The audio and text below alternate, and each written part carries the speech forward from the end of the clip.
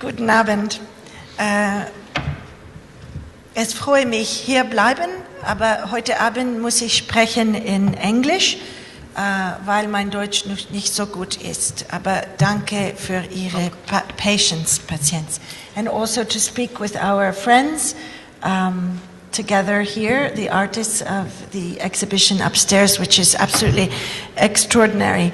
I would like to, however, before beginning this conversation, I would like to thank the Haus der Kunst and to thank the director, Okwi Enwezor, for inviting me to be distracted for one evening from the task of the final preparations for the Documenta 13. So it's a great pleasure to be swept away by Okwi to my great friends, the artists Janet and George.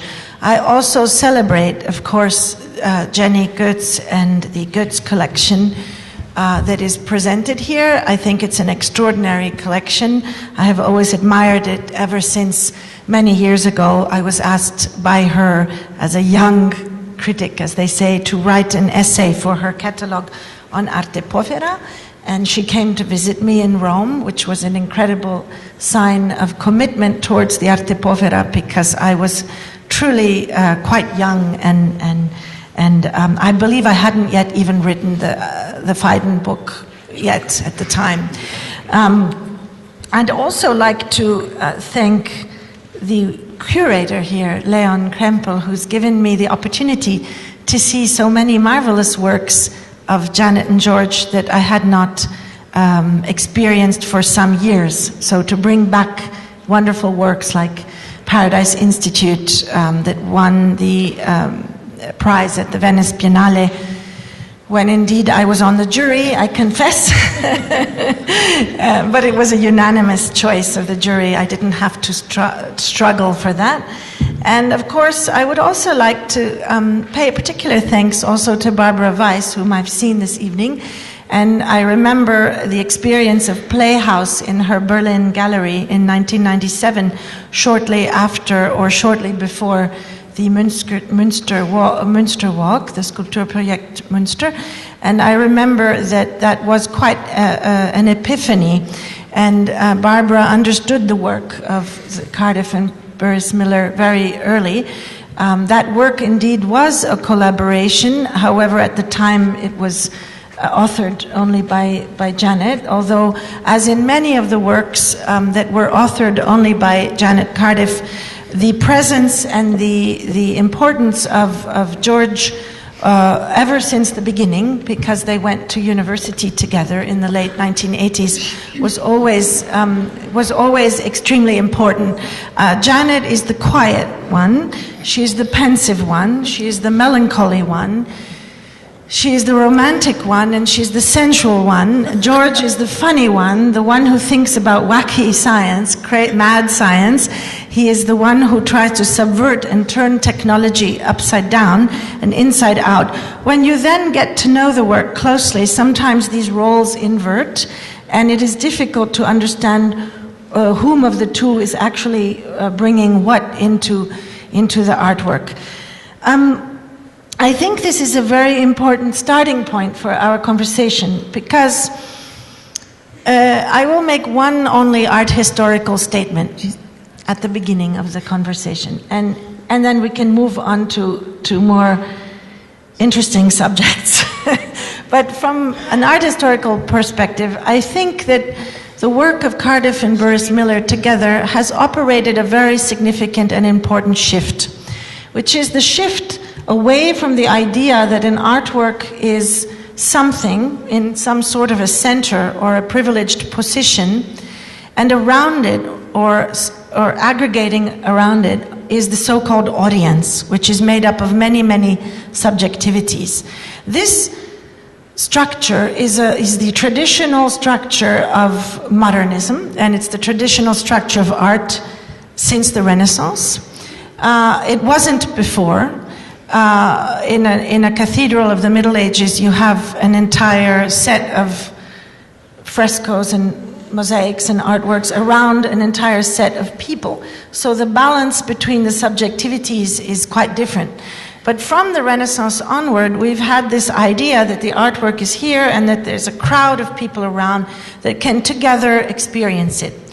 I believe that in the early 90s, just at the time when the internet was developing and in great increase, the first emails accounts are around 1994, but it was already in the air, and therefore the emergence of what today has become the YouTube generation or the Facebook generation. What they did and what Janet did, even before her audio walks and her video walks, for which she is so well known to so many of us, and we thank her for those incredible pieces of that began actually in the early 90s, but were mostly known from the mid-90s onwards. There are about 17 or 18 audio walks, some of them audio-video walks, but well before that, the question of the one-to-one, so the one artwork for one person at a time, or more or less, was essential. So Paradise Institute can be experienced only by 17 people, and that was premiered in the Venice Biennale, and therefore it was irritating so many people in the line outside of the Canadian pavilion because you had to wait so long. But even more radically, Playhouse in that moment of the gallery was a case in point of the necessity to become a viewer, to become a hearer, to become a person who is experiencing art. You must cut yourself out from the rest of the world, at least suspend that relationship to the crowd for that time. And it is a kind of democratization of the communication process. And I do believe that there's a very strong politics in the work of Janet and George from the beginning, although it's not visible always on the level of the content. It is, and I hope we'll speak about Killing Machine tonight, a very incredible piece done at the time of the rise of the pictures of Abu Ghraib on the internet and horrible things happening.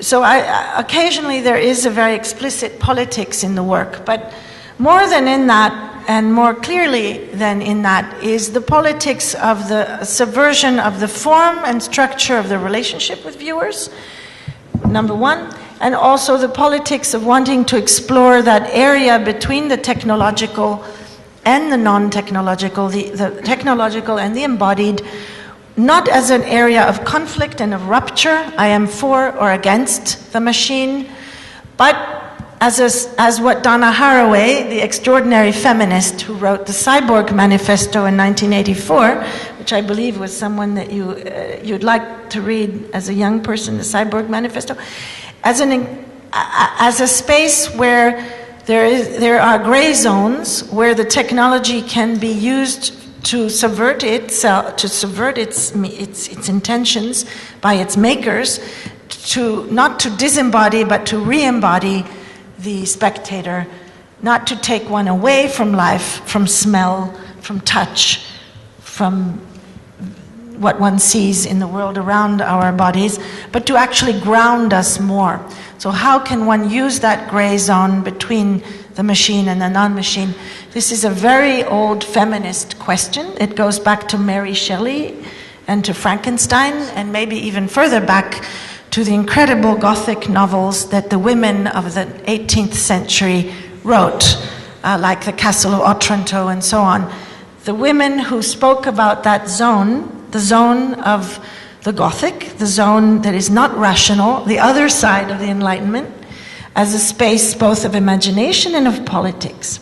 So, with that introduction, we are supposed to do a conversation. And that's it.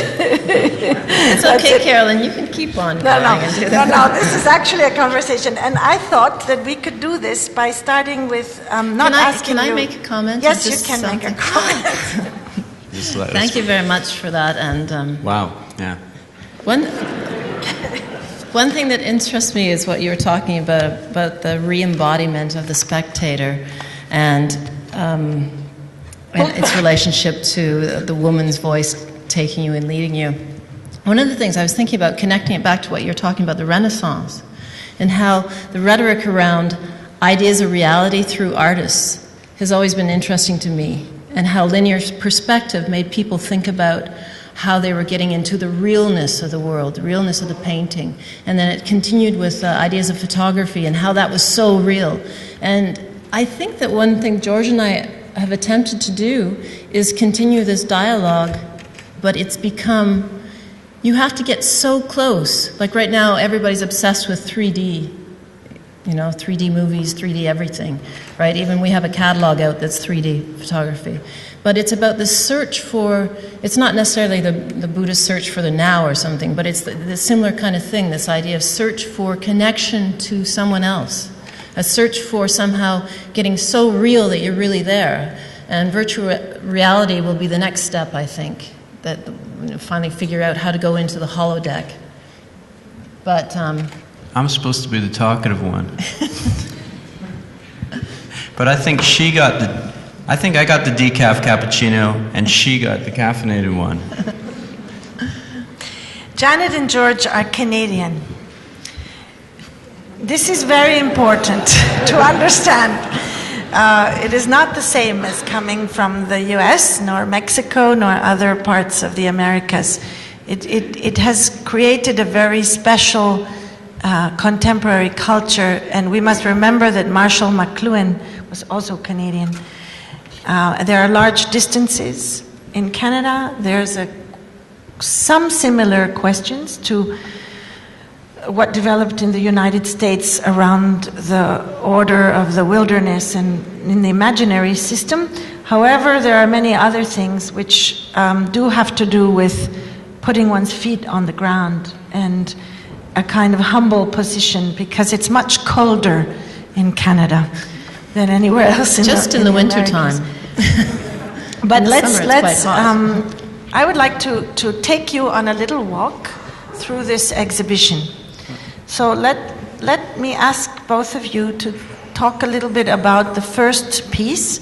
The first piece is a monitor piece, so it is not a spectacularly big piece. It is called Hill Climbing, and it's only 30 seconds long, so it's very, very short.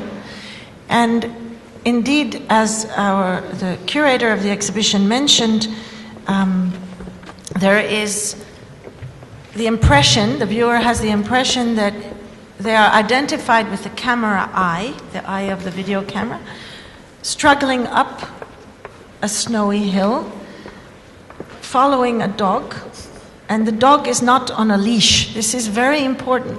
The dog is not on a leash, and the dog has a kind of agility and a kind of knowledge of the landscape that the person following in the camera doesn't have. And this piece is a celebration also of the beauty of failure, or of the fragility of human agency, because clearly the camera person falls and the female voice asks, not only are you okay, but also asks, is there snow in your mouth? Is there snow in your mouth? Must be there. And then the camera gets more or less to the top, and then it loops again. So this is a piece that is a very modest piece, but it somehow speaks about this subjectivity, the subjectivity that's merging and then separating between the two of you.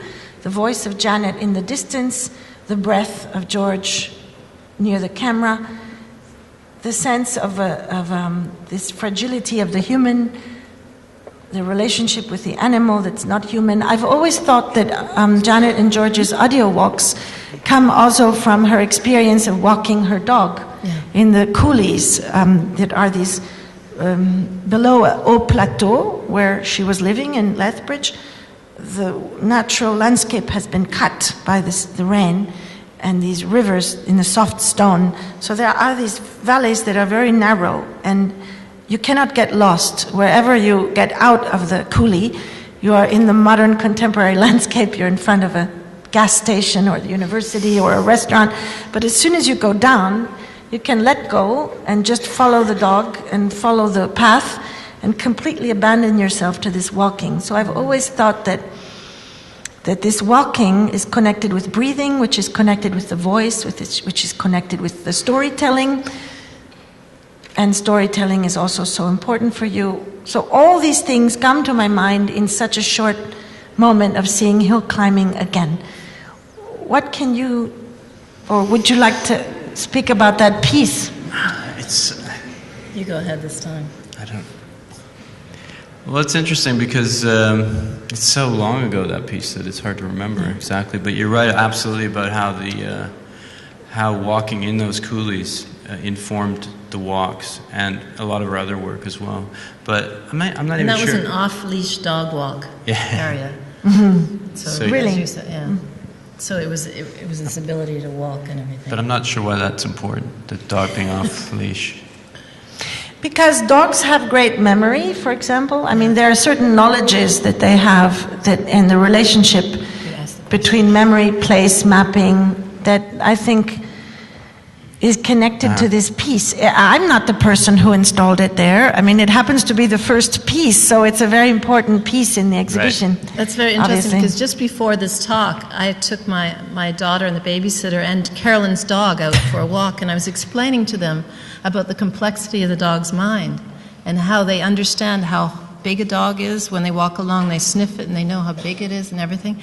And it is very fascinating, I agree. And I think, as you said, that the walking process of the dog, where a dog will just go and wander and understands the landscape, and our particular dog would disappear for 10 minutes.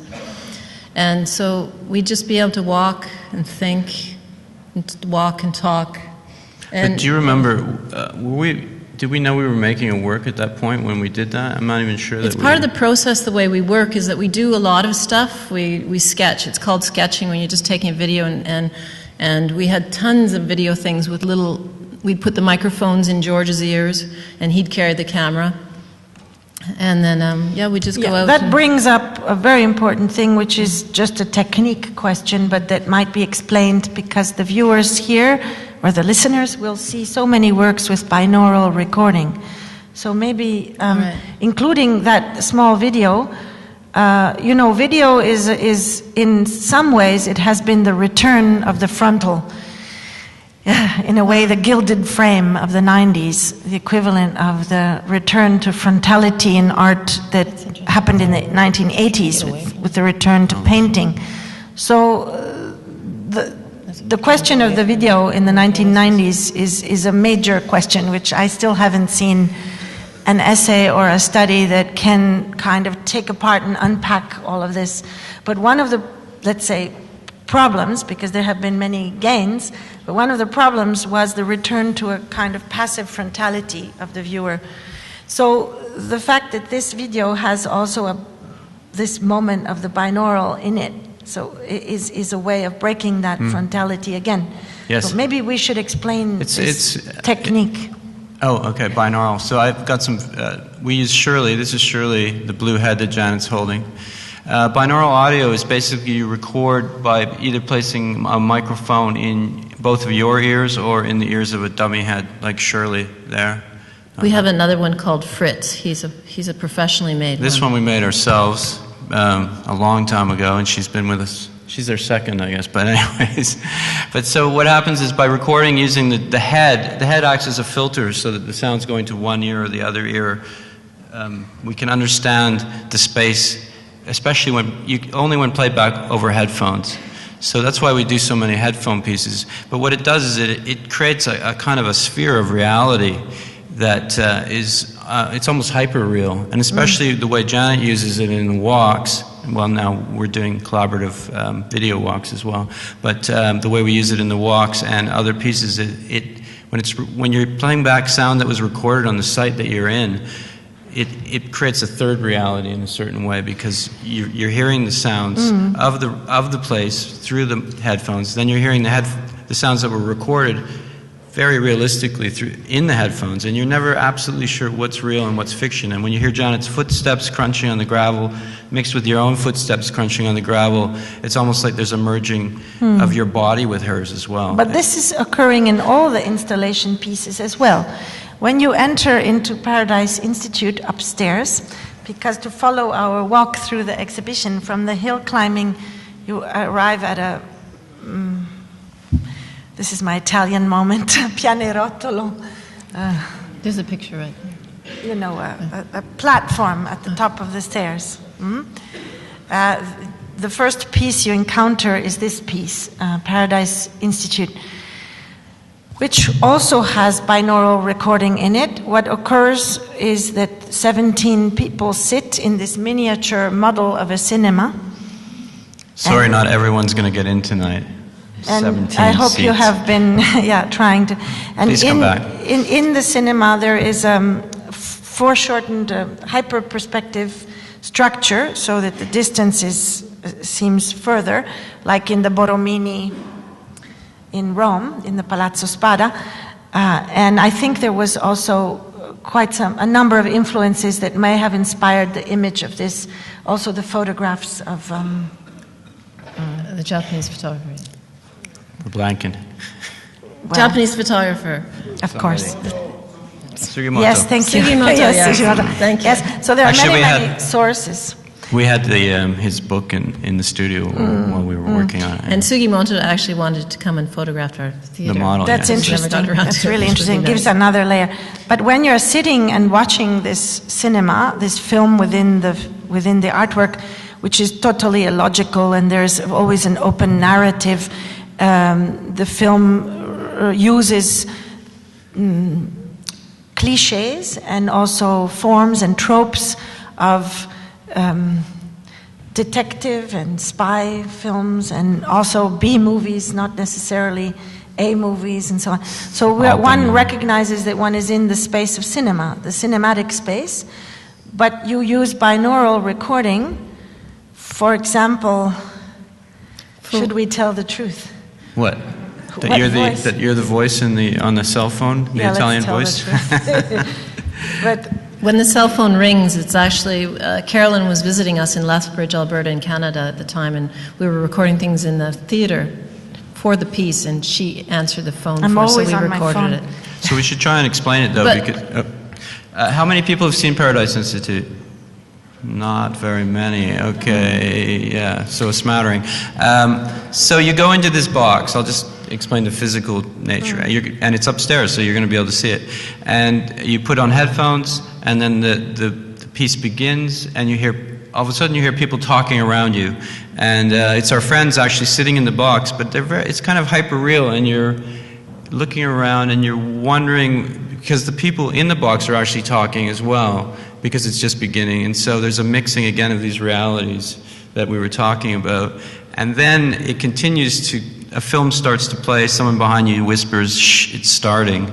And the film was actually recorded or shot traditionally using a mono boom microphone and everything. But then what we did was we took that soundtrack to a theater in Berlin, the Delphi, played it over their giant cinema sound system, and recorded it with a head sitting in the balcony of the cinema.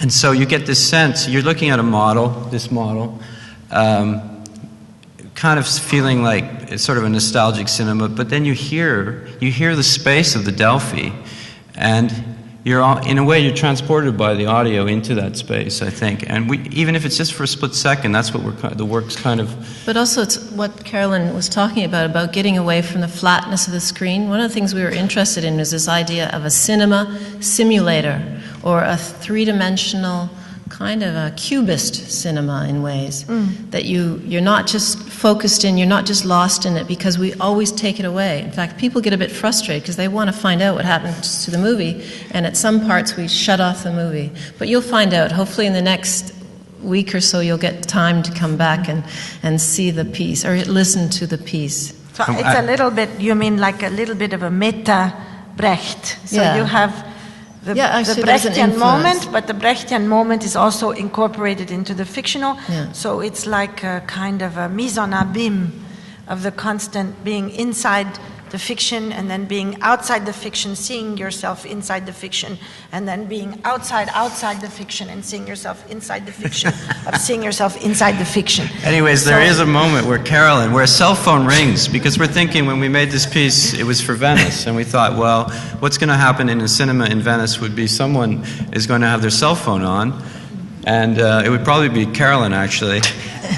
And so you were visiting us in Lethbridge at that time. Yeah, non posso parlare, non posso parlare, sono al cinema. Yeah. Or whatever. So that's the little secret in that one. But I think what's also really interesting to bring up maybe at this moment is the question of the box in the box, and the question of, again, grounding and embodying oneself in reality. So if Janet and George are doing an audio walk, it's outside, let's say, and there's the projections from all of our memories of films, from our memories of our own dreams, from our memories of the stories that we've invented, and then there's the real helicopter that comes into the piece because it happens to fly around. But what to do in the white cube was, I think, a bit of a dilemma for them. Accepting the white cube as a neutral space was not possible. So the idea of the theater space or the cinema space was brought over into the white cube because the white cube is the space of spectacle and heightened. So it's, if I am in a pavilion in Venice, let me make a pavilion inside the pavilion so that one is aware that one is in a pavilion. If I am in a white cube, I'm going to make a cube in the cube, and I'm going to make a space of spectacle, because we are in the moment of spectacle and of the alienation of spectacle. They know their Adorno quite well, these artists, although George jokes around, but he knows what he's talking about. And so in that need for a form of truthfulness, to be in a state of truthfulness, if you are in the space and in a society of spectacle, that's like what would have been binaurally recorded, and it's very interesting how that came in. It's exactly like in a piece of yours. Yeah. And this is what we do. We create a diversion in the works, yes, so that it takes you somewhere else. So it's perfect. The beads falling on the ground was a lovely sound. Yes, yes, exactly. And it's everybody's like now picking up and giving her the beads back. Yes, that's very nice. Yes. So how can one negotiate? We set this all up of actually. But the point that I wanted to talk about was this idea of the box in the box, and as a moment not of separation from the world, but as a moment of more engagement into where one is. If we are in the virtuosic society, if the subjectivity in multitude is a subject which is a Glenn Gould, in fact, I heard there was Tim Lee's piece in the other. If we are in that era where the subject is constantly performing and reperforming in this state of being on stage, then let us understand what that is and how can we use that? How can we use that against itself in a way? This state of the performative, virtuosic subject. I think. What do you think? Perform, please. Was that a question? Yeah, it was a question. Well, yeah, it was a question, actually. You're going to have to answer that. Well, I think that makes a lot of sense when it comes back to the walks. And one of the things I was interested in that was the idea of the participant as performer. I hadn't thought of it with the box, within the box, and in that sort of context. But one of the very interesting things I think that happens with the binaural in combination with walking is that the viewer and participant becomes part of the artist. And so that you're not quite sure at what level that you stop existing. But the viewer also makes the work themselves, and so it changes for every different person. So that's true of all art, but it becomes visible in this case. I think that a lot of times that the walks, what they do is they illustrate a lot of things. They illustrate how we look and how we see and how we think and how we hear. And I think it's like what you said. It's true in a lot of the works, but with the audio walks, they're deliberately trying to force you into this position to think about those situations. Yeah. And sometimes I think that your work is a little bit like arte povera, actually, a kind of tecnologia povera, a sort of using, which would not be in contradiction with what, Mario Merz used electricity too, and neon tubes, and he said, Carolyn, it's electricity. So there is a form of first of all, of using obsolete machines and monitors and a kind of interest for the obsolete technology, but also if one just looks at the budgets of making these pieces, it's certainly poor technology. I mean, it's no comparison. Well, it's not like making Avatar. Come on. It's not like making Avatar, right? You know, we're going to have to put our budget up. No, if you think of other uses of technology. How come you're always trying to cut us down the budget, Carolyn? No, but I mean, it's a celebration of what one can do with very little. And George also takes apart machines and puts them together, which is the opposite of black boxing. I mean, if one thinks that we live in this society of black boxing, which is about disempowerment, like you're not supposed to know how to repair your laptop, you're not supposed to know how to repair your BlackBerry, or you don't need... Maybe we can talk a little bit about technology. Yeah, technology and the politics of technology. Because we do... The aesthetics of technology. We do present an aesthetic that is kind of old-fashioned technology, but we generally use pretty intense, state-of-the-art technologies behind it. Yeah, but we always try to find the simplest solution, I think, is where the arte povera comes in. We try to find something that's easy, accessible.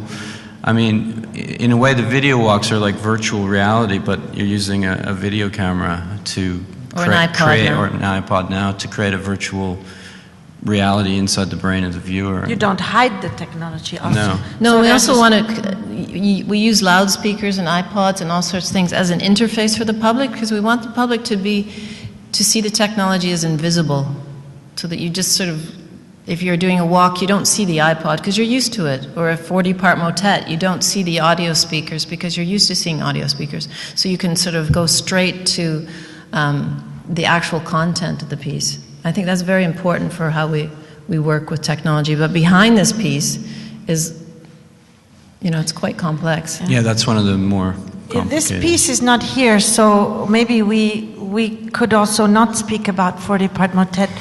But there is a piece connected with this, which is here.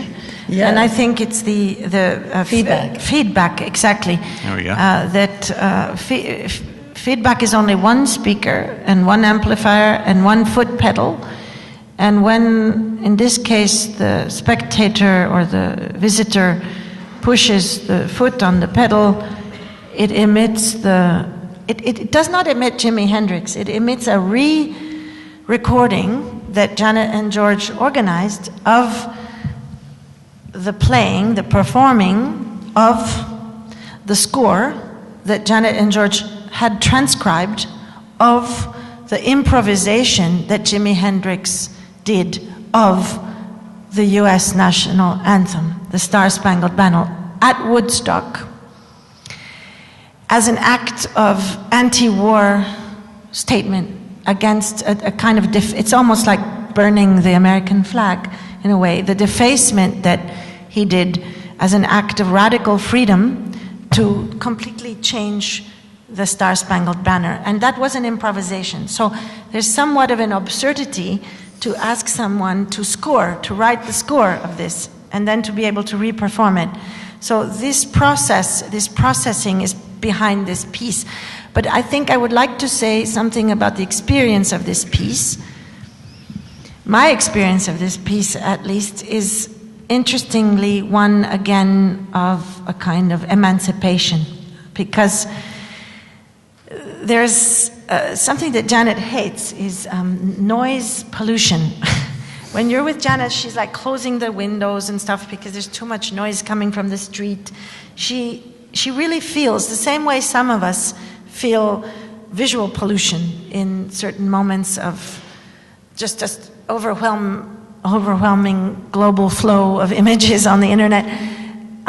These two people feel a kind of a physical pain, a kind of emotional pain, when the noise, the soundscape is disruptive of one's life. A very acute feeling for that.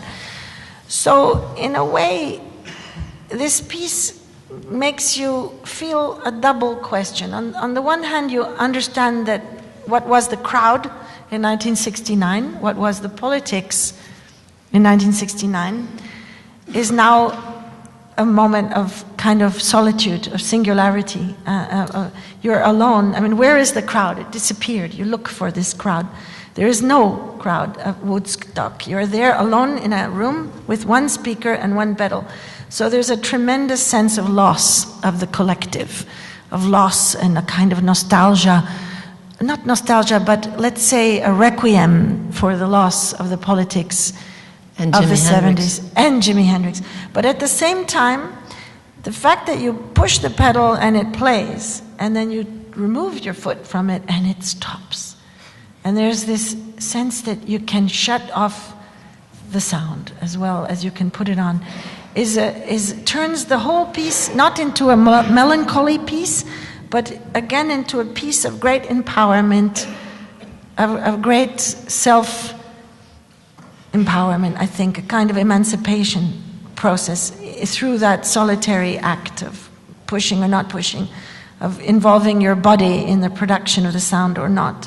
So I think that's an important piece. What do you think? I'm not good at conversations. I'm good at monologues. It's terrible.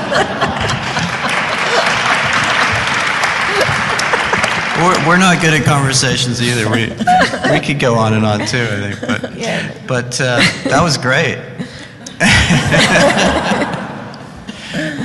I mean, I could just talk a bit maybe about the technical. We had to re-record it because we wanted the sense that you're standing in front of like as if you're the guitarist, and you're getting the sound that the guitarist would have gotten, that Jimmy would have gotten, that he would have heard, except he would have had the amp at 10, and he would have had 6 amps, and he would have had, and so we have one amp, one speaker, and the amp's at 1.5. 1.5 again. Yes. No, but so it's at 1.5. So when you hear it, you'll go, "Wow, 1.5." Maybe it's very loud, but I just can't imagine how Hendrix was listening at 10. And we're using a lower wattage amp as well, Arte Povera. So. Then the piece is also very typical of the way we work in that we had an amp, and George plays guitar a lot. We had an amp set up in a very large studio in Berlin, and whenever friends would come over, I'd say 98% of the male friends we have play guitar, and everybody plays their riff, whether it's Stairway to Heaven or if it's... No, we didn't allow Stairway. No Stairway to Heaven. So, but what we found was interesting is that if we record dry into the computer, when it plays out of the amplifier, then it sounds like a virtual person. So we knew we wanted to do a piece that was very similar to 40-part motet in that it created a presence and it created an absence as well. But then we started recording a lot of our friends and doing their riffs.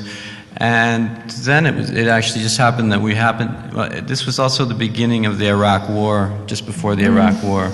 And we were at a friend's house who's into vinyl records, Matthew Hale, and an artist in Berlin.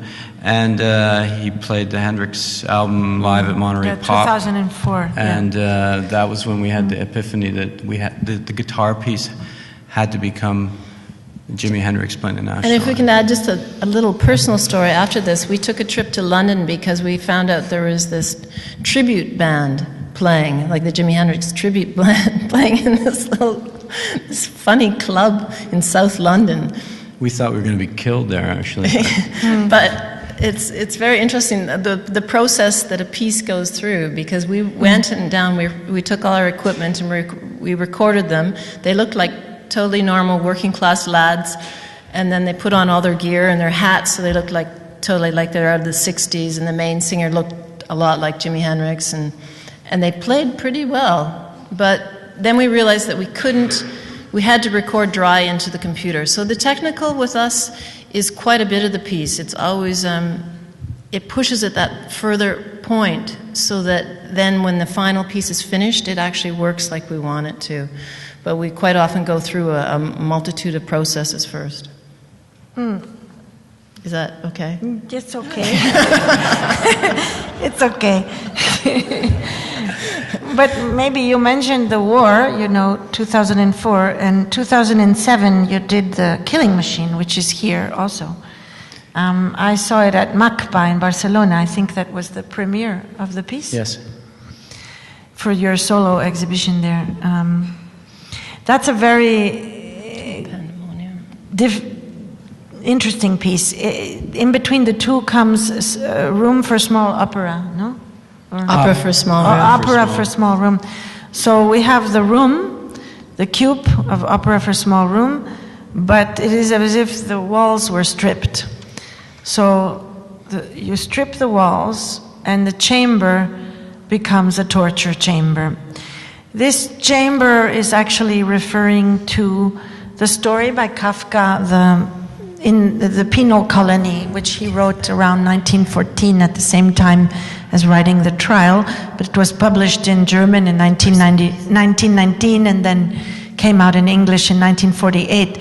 This amazing short text of Kafka where there is an officer who is showing a torture machine, a killing machine for capital execution, as we all know the story, wanting it to be continued, but the explorer is kind of wants out, finds it really creepy and weird and sadistic and mad, a kind of madness. And what occurs is that the officer kills himself in that story and doesn't even get the ecstasy of the... The machine breaks while he's being killed, right? Yeah, the machine breaks. So this piece, I think, does have to do with... well, I think what Judith Butler would say is the fact that lives are not felt as precarious. And if lives are not felt as precarious, then a great amount of pain can be perpetrated because there's no value given to the bodies, I'd say. And so in the era of the image, in the era of the global flow of images, there is a battle to be waged in favor of perceiving the precariousness of bodies. And this piece seems to be about that. And maybe you can talk about that piece. Was it about that? Was it connected with that time? Absolutely. I mean, it was a total response to the events of the Bush decade, or the Bush 8 years, and 9/11 as well, and all of the aftermath, and our kind of bleak feeling at that time. What's interesting is, of course, we started work. Well, we were reading Kafka as well, so you should read Kafka, watch CNN. I mean, as well. We finished a piece in Philadelphia at a museum that was a prison museum. Pandemonium. A Pandemonium piece that was actually. Do we have pictures of that? No, I don't have that. Sorry. But you could check our website for it. But it's too bad it didn't last because there was 100. It's 120 cells. Cells, and in each cell we had a thing tapping something. So there were different objects in the cells. There was toilets, there's sinks, because there were individual cells. It was a concept. Philadelphia was the first. The architect designed the panopticon situation. Really, before England. We can Wikipedia that. We could Wikipedia that, yes. But anyways, with all the research in doing this, we started researching a lot about prisoners' writing and how horrific the death penalty that still exists in the United States is. So that research, I think, really fed into, this was the next piece afterwards. So it used the technological system of robotic beaters that we used in Pandemonium. That was what was interesting about Pandemonium, this piece in this beautiful it was a beautiful prison architecture for the prison. It was amazing. Skylights. Huge arches. So, I mean, it was great to be in there, but then you have these little cells, dark cells, and every cell was not a speaker. We used the acoustic things to hit. So there was no speakers in the piece. It was all the acoustical sounds of the environment that was there. And it went from just tapping to creating a cacophony of noise to actually creating a club atmosphere.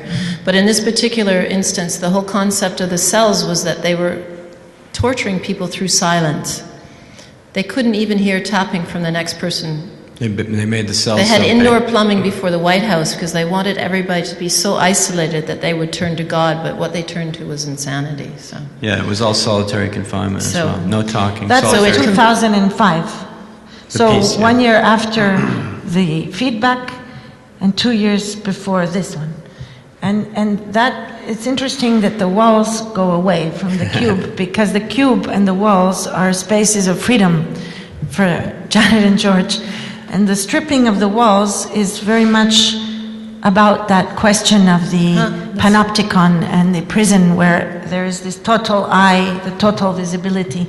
So there's a little bit of Foucault and all the rest of them in this piece, a lot of feminism and all that. So I think I would like to, because time is kind of up, and I think a lot of people would like to see the exhibition. Maybe something that is always important to hear from artists is what's most important to you right now. You know, it's not a joke question. It's a real question, because it's such a privilege. It's such an opportunity and such a privilege to be with you. Now we get a question. Yeah, well, I mean, what is it that is most... I mean, Janet, you want to start? Do you mean in the art practice? Well, yes, please. Well, art and life are kind of very connected, but let's say through the lens of your art practice, what are you thinking about? Quelles sont les urgences, if I were to use one of my predecessors at the Documenta terminology?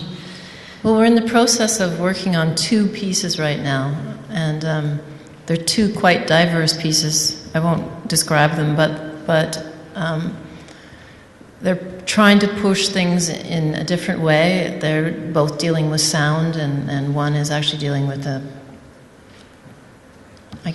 That's very abstract. Yeah. I'm trying not to describe the pieces because I want to have it. What's most important to us is getting these pieces done, actually. Yeah. Okay. That is what's most important to us. That's what I'm thinking about right now. I'm like, deadlines. Yes, definitely. That's right. Because the way we work is we make a lot of mistakes. We make a lot of things that we don't like, and then somehow through the process we find what we find really interesting. And it has to interest us for a long time, and it has to interest both of us. So, which is difficult because we both like very different things. So. And for some reason, even though we have quite diverse attitudes toward art, when we come together to produce work, we both agree on when I think it really is right, we tend to agree. Well, so that doesn't really answer your question. No, it does. It says something very important. It says that love is the most important question for you. It was a very interesting answer, and actually, love is being debated. I mean, honestly, love is being debated by many political philosophers, many people who are writing about that question, looking backwards in history, also at how aggregations can be made that are not as kind of structured as traditional politics. But I think that that's a wonderful answer, and I would like to maybe ask Okwi if what is the protocol here? Are we going to let someone ask a question, or should we say thank you? Oh, good. So, good. Then maybe we can. Maybe it would be a pleasure to also bring someone else into this question. If there are any questions. Okay. Thank you. No,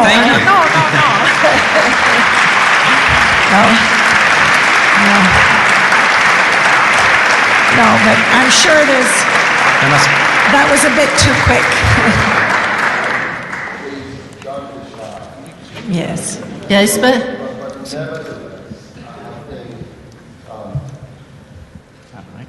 Cool.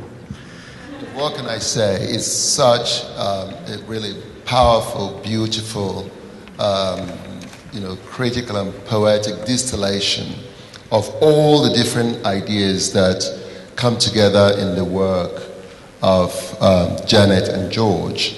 And I think as much as it might have seemed like a monologue, it wasn't, simply because, Carolyn is very passionate about the work, but also passionate about the work of art and all its many, parts, and the way it is presented, the way it is received, the way it is experienced, and all of that. So I think we are all the more Richard this evening for understanding the process and learning some of the secrets behind the making of the work, and who is in the work and who is not in the work. But thank you so much, Carolyn, for coming and for really helping us understand more intimately the process and the connections and the historical, as well as the, more importantly, political engagement that oftentimes are not immediately registered on the first approach of the work. So thank you so much, but let me conclude by thanking George and Janet enormously, for your generosity, for your work, for the power of imagination that the work opens up to the multiplicity of viewers and others who come to your work. So thank you, and thank you all for staying the course. I think the evening continues. There are drinks and music and other things in the House of Kunst. Our bookshop is open. I'm sorry the catalog has not arrived. It's still in the Autobahn, you said? It's on the way. Perhaps it will be delivered by the time the evening is over. So thank you all again, and to George, Janet. Yes, please. I just wanted to also add my thank you to Akwe and to the team at Haus der Kunst and Leon, who designed a beautiful show. And also to how important it is to have collectors like Jeannie Goetz and Stefan. And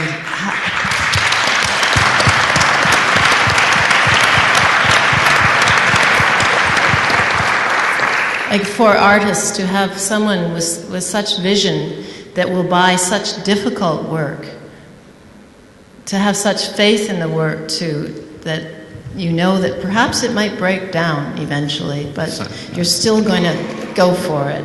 It's really brave, and it's really amazing, and we really appreciate it. So thank you. Okay, thank you.